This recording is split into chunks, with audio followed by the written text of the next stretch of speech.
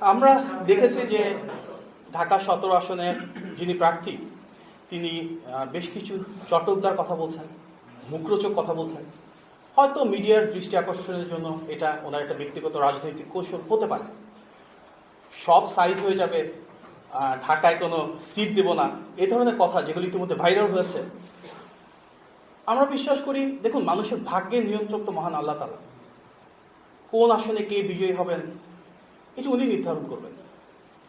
এখন যদি একজন ব্যক্তি এককভাবে ঢাকার 20টা আসনের নিয়ন্ত্রণ নিতে চান, বা উনি যদি সব প্রার্থীর ভাগ্য নির্ধারণ করতে চান, এটা ওনার ব্যক্তিগত সিদ্ধান্ত। ওনাকে সেই আসন বন্টনের দায়িত্ব কে দিয়েছেন?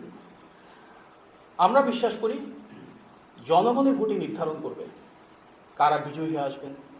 জনগণের ভোটে নির্ধারিত হবে কার জনভিত্তি কতটুকু। সুতরাং আসন বন্টন করা এটা ওনার ব্যক্তিগত সিদ্ধান্ত হতে পারে। আর সেই দলের ব্যাপারে উনি বলছেন যারা ইতিপূর্বে বিএনপি থেকে কিন্তু ঢাকার প্রায় সব সিট একাধিকবার জেতার ব্যাকগ্রাউন্ড রয়েছে।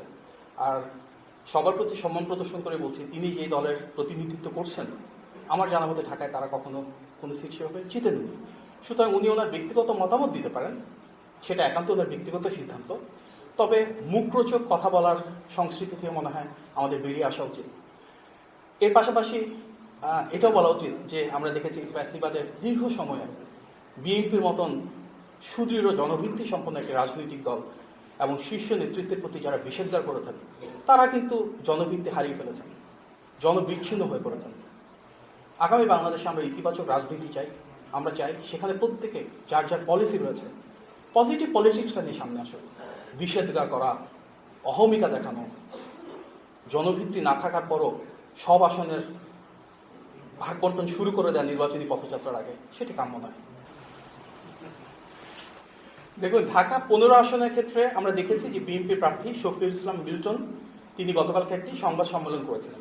সেখানে তিনি বিভিন্ন ভিডিও, তথ্য এবং উপাত্ত উপস্থাপন করেছেন এবং নির্বাচনী আচরণবিধি কিভাবে ঢাকা 15 আসনে জামাতের যে প্রার্থী তিনি লঙ্ঘন করছেন সেটিও কিন্তু জাতির সামনে সুস্পষ্টভাবে উপস্থাপন করেছেন।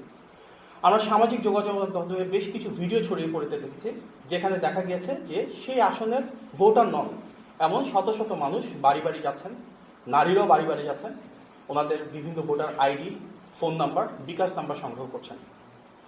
এটি অত্যন্ত অনাকাঙ্ক্ষিত।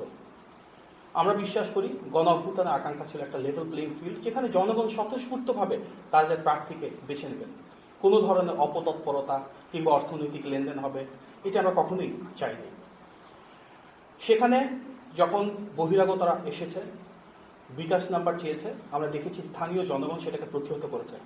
তারপর জামাতে বেশ কিছু নেতাকর্মী সেখানে গিয়েছেন, এলাকায় উত্তেজিত অবস্থার সৃষ্টি হয়েছে। পরবর্তীতে সেখানে আইন শৃঙ্খলা বাহিনী, এমনকি সেনাবাহিনীরও যেতে হয়েছে, গিয়ে তারা অবস্থাটাকে ঠিক করার জন্য চেষ্টা করেছেন। আমরা যে রাজনীতি করতে চাই, আমরা যে বাংলাদেশ চাই, আমরা যে নির্বাচনী প্রক্রিয়া চাই, সেখানে এ ধরনের ঘটনা কোনোভাবেই কাম্য নয়।